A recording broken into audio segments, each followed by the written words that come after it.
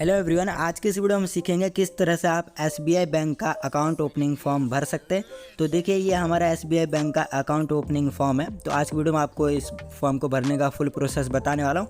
तो टोटल ये form 9 page का होने वाला है। तो 9 पेज में जो जो डिटेल आपको फिल करनी है, सारी डिटेल आपको बताऊँगा। यहाँ पे इंटरफेस अलग हो सकता है थोड़ा बहुत, पर जो डिटेल हम यहाँ पे भरने वाले हैं उसका डिटेल ऊपर नीचे हो सकता है, बट जो डिटेल हम भरने वाले हैं उसका आपका सेम प्रोसेस रहता है। तो आइए यहाँ पे शुरू करते हैं। तो देखिए, यहाँ पे जो कस्टमर आईडी, अकाउंट नंबर वगैरह मांग रहा है, क्योंकि हम न्यू अकाउंट यहाँ पे ओपन करा रहे हैं। तो यहाँ पे अकाउंट नंबर, कस्टमर आईडी तो हमारे पास वैसे भी नहीं है, तो हम वो डिटेल नहीं फिल करेंगे, उसको हम छोड़ देंगे। थोड़ा नीचे हम बढ़ेंगे तो यहाँ पे आपको पर्सनल डिटेल भरनी होगी। पर्सनल डिटेल मतलब आपकी डिटेल, जो भी आपकी डिटेल वो भरनी होगी। जैसे कि आपका यहाँ पे नेम भरना है, जो भी आपका आईडी प्रूफ में नेम है। जैसे कि आपका अगर अमित कुमार या यादव है तो उसके हिसाब से आपको नाम भरना है। जैसे आपका फर्स्ट नेम, बीच में आपको मिडिल नेम भरना है। इसी तरीके से नीचे वाले कॉलम में आपको लास्ट नेम भरना है। अगर आपका सिर्फ 2 ही अक्षर का नेम है तो आपको 2 अक्षर भरना है। अगर आपका 3 में है, first name, middle name, last name है, तीनों आपको भरना होगा यहाँ पे। जैसे कि एग्जांपल तौर पे आपको दिखा दिया हूँ, जैसे अमित कुमार शर्मा हो गया, तो इस तरीके से आपको भरना होगा। ओके, इतना फिल करने के बाद आपको नीचे बढ़ना होगा। सेकंड ऑप्शन में आपसे मैदान नेम पूछा जाता है, तो आप इसको ब्लैंक छोड़ सकते हैं, ये कंपलसरी नहीं है भरना। नेक्स्ट ऑप्शन में आपसे पूछा जाता है date of birth. ID proof में डेट ऑफ बर्थ डला हुआ है, वही डेट ऑफ बर्थ यहाँ पे फिल करना है। डेट, महीना और ईयर आपको फिल कर देना होगा। देन यहाँ पे आपको अपना जेंडर सेलेक्ट कर लेना है, मेल फीमेल, जो आपका जेंडर हो आप यहाँ पे सेलेक्ट कर लीजिएगा। हम आगे बढ़ेंगे। फिर से यहाँ पे मार्शल स्टेटस पूछा जाता है, मतलब अगर आप मैरिड हैं या सिंगल हैं आपको सिलेक्ट करना होगा। तो यहाँ पे आपको बहुत सारे ऑप्शन दिए जाते हैं, जैसे कि मैरिड, अनमैरिड, सिंगल, डाइवोर्स या फिर लिविंग। इनमें से कोई भी एक आप सेलेक्ट कर सकते हो। चलिए नेक्स्ट आगे बढ़ते हैं। आगे आपको यहाँ पे नेम ऑफ फिल करना है। नेम ऑफ का आगे आपको 2 ऑप्शन दिया जाता है, मदर, फादर या फिर स्पॉस।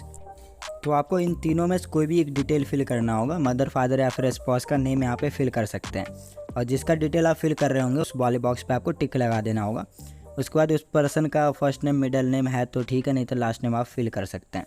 7th और 8th जो ऑप्शन है, नंबर ऑफ डिफेंडर्स और इलिटरेट वाला, इसको आप ब्लैंक छोड़ सकते हैं। जो स्टार मार्किंग एरिया है उसी को फिल करना है, बाकी सबको आप यहाँ पे ब्लैंक छोड़ सकते हैं।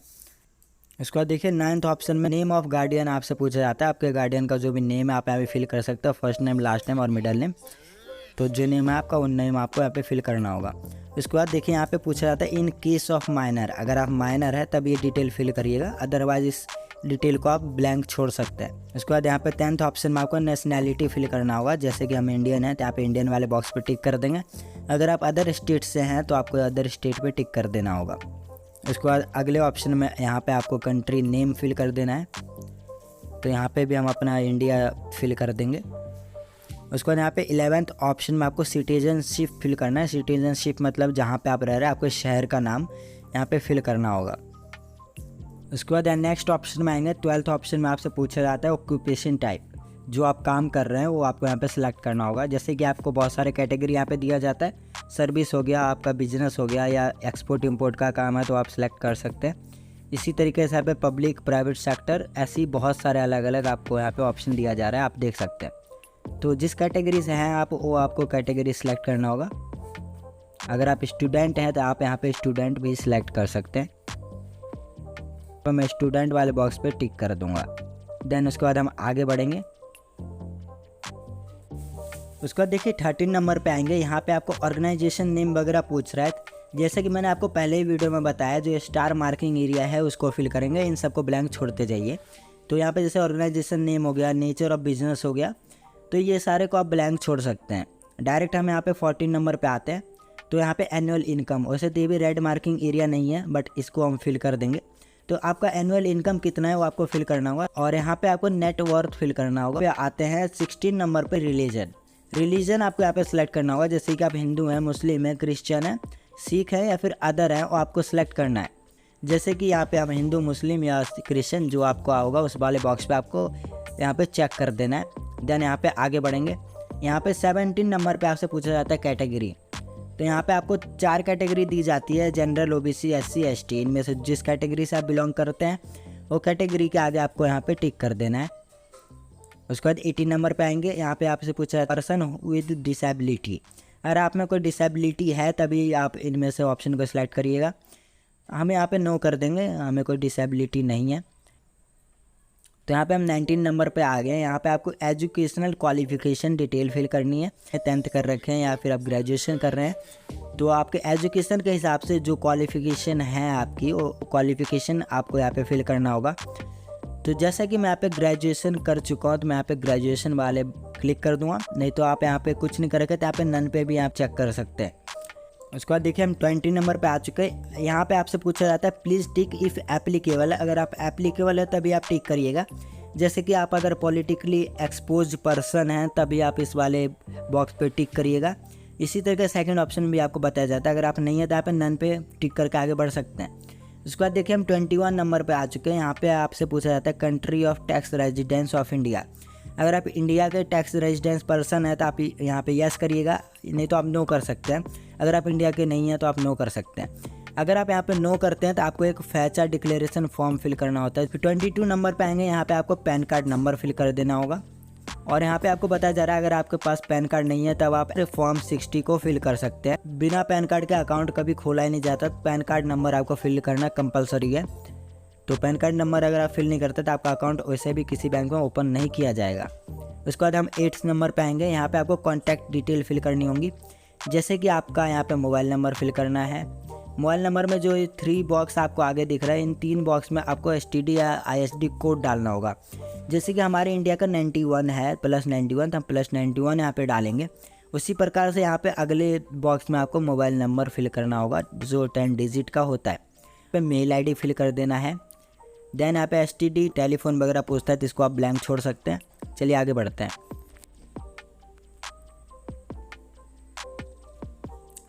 यहाँ पे हम आ चुके हैं प्रूफ ऑफ आइडेंटिटी और एड्रेस प्रूफ पे। ओके, तो यहाँ पे आपको प्रूफ ऑफ आइडेंटिटी वगैरह डिटेल फिल करना होगा। प्रूफ ऑफ आइडेंटिटी में ये सारे डॉक्यूमेंट दे सकते हैं, जैसे कि पासपोर्ट हो गया, वोटर ID कार्ड हो गया। इसी तरीके से आप यहाँ पे ड्राइविंग लाइसेंस दे सकते हैं। तो जो आपके पास डॉक्यूमेंट है उस डॉक्यूमेंट का आगे बस आपको टिक लगाते जाना है। जैसे कि मान लीजिए मैं यहाँ पे आधार कार्ड दे रहा हूँ, तो आधार कार्ड वाले बॉक्स पे मैं टिक करूँगा। तो आधार कार्ड वाले बॉक्स पे आपको टिक करने के बाद आपको यहाँ पे नीचे डॉक्यूमेंट नंबर पूछता है, तो आधार कार्ड नंबर आपको नीचे फिल करना होगा। अगर आप ड्राइविंग लाइसेंस सेलेक्ट करें, ड्राइविंग लाइसेंस नंबर फिल करना है। उसके बाद आपको यहाँ पे कुछ पूछा जाता है इशू बाय और इशू डेट वगैरह आपको फिल करना होगा, जो कि आपके आधार कार्ड में इशू डेट वगैरह मिल जाता है। नहीं तो आप इसे ब्लैंक छोड़ सकते हैं, कंपलसरी नहीं है इसे फिल करना। जैसे कि यहाँ पे इशू डेट पूछ रहा है, इशू डेट आपका आधार कार्ड के ऊपर मिल जाएगा। आधार कार्ड आप देखेंगे तो वहाँ पे छोटा कॉर्नर में लिखा होगा आधार कार्ड इशू डेट। तो आपको यहाँ पे इशू डेट और एक्सपायरी डेट वगैरह फिल करना है। एक्सपायरी डेट आप नहीं फिल करेंगे तो भी ज़रूरत नहीं। उसके बाद देखिए नेक्स्ट बढ़ते हैं। यहाँ पे आपको एड्रेस डिटेल भरना होगा। तो एड्रेस डिटेल में आपको 3 ऑप्शन मिलता है, करेंट, परमानेंट और ओवरसीज।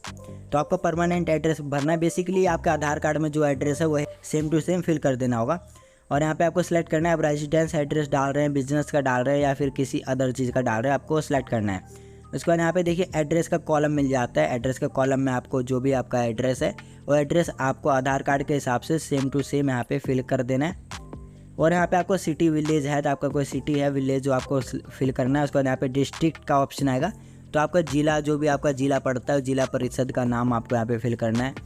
उसके बाद हम स्टेट में आएंगे, यहाँ पे स्टेट डाल देंगे। देन यहाँ पे पिन कोड और कंट्री नेम फिल कर देंगे। उसके बाद थोड़ा स्क्रॉल डाउन करेंगे तो देखिए आपके पास यहाँ पे 2 एड्रेस का ऑप्शन मिलता है। मैं आपको समझाता हूँ। तो यहाँ पे कंट्री नेम फिल कर देते हैं, उसके बाद आपको डिटेल में समझाता हूँ। तो देखिए आपको यहाँ ई वाला कॉलम है जिसमें एड्रेस डिटेल है और एक ई वाला कॉलम है जिसमें भी एड्रेस डिटेल आपको फिल करना है। तो आप समझिए ध्यान से, अगर आप ऊपर वाले कॉलम में जो एड्रेस फिल कर रहे हैं वही सेम टू सेम एड्रेस आपका परमानेंट एड्रेस है, तो आपको नीचे वाले बॉक्स में सेम एज करेंट और परमानेंट एड्रेस पे टिक करके आगे बढ़ जाना होगा। मतलब दोनों ही कॉलम में आपको सेम एड्रेस फिल करना है। उसके बाद देखिए आगे बढ़ते हैं, हम एफ वाले कॉलम में आ गए। तो यहाँ पे बोला जाता है if the officially valid document. तो आपको कोई वैलिड वगैरह डॉक्यूमेंट है तो आपको डालना होगा, मतलब आपका एड्रेस प्रूफ का कोई डॉक्यूमेंट आपको यहाँ पे देना होगा। जैसे कि यहाँ पे बिजली बिल दे सकते हैं, नहीं तो आप सेल्फ डिक्लेरेशन फॉर्म भी यहाँ पे जमा कर सकते हैं। आप यहाँ पे आधार कार्ड भी लगा सकते हैं। तो जब आप फॉर्म यहाँ पे सबमिट करेंगे तो आपको बिजली बिल या फिर आधार कार्ड की फ़ोटोकॉपी इस फॉर्म के पीछे अटैच करके देनी होती है। उसके बाद देखिए आगे बढ़ते हैं। यहाँ पे जी में आपसे पूछा जाता है declaration come undertaking the self certification. तो आपको इस वाले बॉक्स पे सिंपली आपको यस कर देना होगा और नीचे आपको अपना पासपोर्ट साइज़ फ़ोटो, इस वाले बॉक्स में आपको एक अपना साइन कर देना है या फिर आप यहाँ पे थंब स्टैम्प भी लगा सकते हैं। उसके बाद यहाँ पे आगे बढ़ते हैं तो यहाँ पे देख सकते हैं H for use office only है, ऑफिस ओनली है, ऑफिस के लिए यूज है। तो यहाँ पे आपको कोई भी डिटेल फिल करने की ज़रूरत नहीं है, इसको हम ब्लैंक छोड़ के आगे बढ़ेंगे। तो देखिए हम यहाँ पे SBI बैंक के पार्ट 2 वाले फॉर्म, तो सेकंड फॉर्म में जो यहाँ पे पहला कॉलम देख रहे हैं, इन कॉलम को भरना का मैंडेटरी नहीं है, ब्लैंक छोड़ सकते हैं। फिर यहाँ पे अकाउंट टाइप में आएंगे, जो भी आप अकाउंट खुला रहे हो अकाउंट का टाइप आपको यहाँ पे चूज कर लेना है। जैसे कि मैं सेविंग अकाउंट खुला रहा हूँ, मैं सेविंग अकाउंट सेलेक्ट कर लिया। उसके बाद देखिए बी में आपको मोड ऑफ ऑपरेशन सेलेक्ट करना है कि किसके द्वारा आपको अकाउंट खोल रहा है, आप इसको ब्लैंक छोड़ सकते हैं, ज़रूरी नहीं है। फिर यहाँ पे सी वाले ऑप्शन में आएंगे, यहाँ पे सर्विस रिक्वायर्ड आपको ऑप्शन फिल करना है, क्या क्या आपको चाहिए वो फिल करते जाना है यहाँ पे। जैसे कि यहाँ पे आपको फर्स्ट एप्लीकेंट में फिल करना होगा, यस पे क्लिक करके ATM कार्ड पे जो नेम चाहिए वो नेम आपको फिल करना है। फिर आपको राइट कॉर्नर में देखेंगे कार्ड टाइप पूछ रहा है, किस टाइप का आपको कार्ड चाहिए, मास्टर, वीज़ा, रुपया कार्ड, जो आपको कार्ड चाहिए आपको सिलेक्ट करना होगा। तो यहाँ पे 2 ऑप्शन दिया जाता है, पहला है फर्स्ट एप्लीकेंट और सेकंड एप्लीकेंट। तो आपको फर्स्ट एप्लीकेंट में ही फिल करना होगा, सेकंड एप्लीकेंट आप ब्लैंक छोड़ सकते हैं। ओके, उसके बाद चलिए आगे बढ़ते हैं। तो आगे बढ़ने के बाद देखिए यहाँ पे आपको चेकबुक का ऑप्शन मिल जाएगा, या अगर आपको चेकबुक वगैरह चाहिए तो आपको यस पे क्लिक कर सकते हैं। तो राइट कॉर्नर में देखेंगे आपको यहाँ SMS बैंकिंग, मोबाइल बैंकिंग और UPI वगैरह, पासबुक वगैरह चाहिए तो आपको इन सारे बॉक्स पे टिक कर देना होगा। उसके बाद हम आगे बढ़ जाएंगे। तो हम देखिए डी वाले ऑप्शन में आ चुके हैं, यहाँ पे आपको FD का पूछता है, तो आप इस वाले बॉक्स को आप ब्लैंक छोड़ सकते हैं, क्योंकि अभी हम अकाउंट खुला रहे हैं तो FD करने की हमें कोई ज़रूरत नहीं है। उसके बाद देखिए यहाँ पे नेक्स्ट ऑप्शन ई में हमें मल्टी ऑप्शन डिपॉजिट स्कीम पूछा जा रहा है, तो इसको भी आप ब्लैंक छोड़ सकते हैं। उसके बाद F वाले ऑप्शन में आएंगे, यहाँ पे आपको रिक्वायरमेंट वगैरह फ्लैक्सी डिपॉजिट भी पूछा जा रहा है, इसको भी आप ब्लैंक छोड़ सकते हैं। उसके बाद डायरेक्ट आपको यहाँ पे जी वाले ऑप्शन में आना है, नॉमिनेशन डिटेल, यानी अगर आप नॉमिनी वगैरह ऐड करना चाहते हैं तो आपको डिटेल फिल करना होगा। हर बैंक का रूल होता है नॉमिनी ऐड करना, आजकल कंपलसरी हो गया, नॉमिनी आपको फिल करना होगा। तो फर्स्ट वाले बॉक्स में आपको अपना नाम लिखना है और नीचे वाले जो बॉक्स है यहाँ पर आपको अपना एड्रेस फिल करना होगा। ओके, उसके बाद नीचे बढ़ेंगे, उसके बाद डायरेक्ट हम नीचे आएंगे डिटेल्स ऑफ नॉमिनी में, यहाँ पे आपको अपना नॉमिनी का नेम वगैरह फिल करना है, मिडिल नेम वगैरह है तो आप फिल करिएगा। उसका नॉमिनी का मोबाइल नंबर आपको यहाँ पे फिल कर देना होगा। उसके बाद यहाँ पे नॉमिनी के साथ क्या आपका रिलेशन है वो आपको यहाँ पे फिल करना है। उसका नॉमिनी का एज आपको यहाँ पे फिल कर देना है। देन यहाँ पे नॉमिनी का डेट ऑफ बर्थ आप यहाँ पे फिल कर सकते हैं, इन केस ऑफ माइनर, अगर माइनर है तब आप यहाँ पे डेट ऑफ बर्थ फिल करिएगा। उसके बाद नीचे बढ़ेंगे, यहाँ पे इस वाले कॉलम को आप ब्लैंक छोड़ दीजिएगा। उसके बाद नीचे यहाँ पे आपको एड्रेस वगैरह फिल कर देना है, आपके नॉमिनी का जो एड्रेस है एड्रेस आप यहाँ पे फिल कर सकते हैं। उसके बाद नीचे बढ़ेंगे, यहाँ पे आपको अपना सिग्नेचर कर देना है, आप यहाँ पे थंब स्टैम्प भी लगा सकते हैं। तो सिग्नेचर करने के बाद आपको नीचे स्क्रॉल डाउन करना है, नीचे साइड आना होगा। यहाँ पे आपसे सिग्नेचर वगैरह फिर से पूछा जा रहा है, विटनेस सिग्नेचर वगैरह मांग रहा है जिसको आप ब्लैंक छोड़ सकते हैं। उसका देखिए आपको यहाँ पे सिग्नेचर ऑफ एप्लीकेंट मांगा जा रहा है, तो यहाँ पे आप अपना साइन वगैरह कर लीजिएगा। उसका देखिए एच डिक्लेरेशन कम अंडरटेकिंग सेल्फ सर्टिफिकेशन का एक, तो आपको यहाँ पे कुछ डिटेल यहाँ पे फिल करनी होंगी और नीचे आपको यहाँ पे प्लेस अपना दिल्ली से हो, मैं दिल्ली प्लेस लिख दूंगा। उसका नीचे सिग्नेचर वगैरह करना है, उसको आगे बढ़ जाना है। यहाँ पे ये वाला column for office use only लिखा है, मतलब ऑफिस के लिए है, तो इस वाले कॉलम को भरने की ज़रूरत नहीं है। उसके बाद आपके सामने एक टर्म एंड कंडीशन की पेज आ जाएगी, आप इसको पढ़ सकते हैं, नहीं तो आप नीचे वाले बॉक्स में आइए, यहाँ पे आपको अपना सिग्नेचर वगैरह कर देना है और यहाँ पे आप थंब स्टैम्प वगैरह लगाकर आगे बढ़ सकते हैं। तो सिग्नेचर करने के बाद देखिए यहाँ पे आपको नेक्स्ट ऑप्शन मिलता है एक्नॉलेजमेंट D1। तो इस वाले कॉलम को भरने की कोई ज़रूरत नहीं है आपको, इस वाले कॉलम को आप ब्लैंक छोड़ दीजिएगा।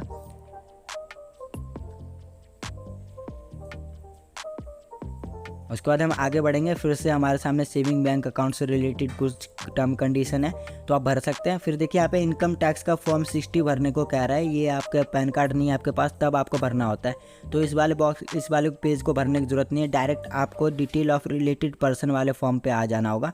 तो देखिए यहाँ पे लिखा हुआ है detail to be filled for minor, अगर आप माइनर है तभी आप इस वाले पेज को भरिएगा, नहीं तो इस वाले पेज को भी आप ब्लैंक छोड़ते हुए आगे बढ़ेंगे। फिर फैचर डिक्लेरेशन फॉर्म पे आएंगे, तो यहाँ पे जो पहला कॉलम है अकाउंट नंबर कस्टमर आईडी, इसको आपको फिल करने की ज़रूरत नहीं है। डायरेक्ट हम नीचे आएंगे, देखिए यहाँ पे आपको सिटीजनशिप और कंट्री नेम वगैरह पूछता है, तो ये सारी डिटेल आपको फिल करनी होंगी। सिटीजनशिप इंडिया और कंट्री नेम इंडिया वगैरह आप फिल कर सकते हैं। फिर आप अपना एड्रेस, प्लेस और स्टेट भर दीजिए।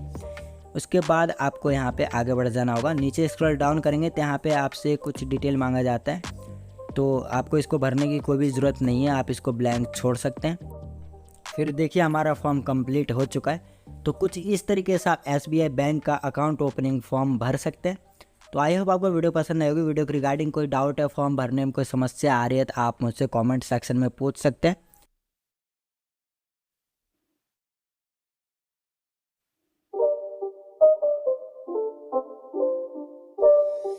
It's not a game, it's a rich thing.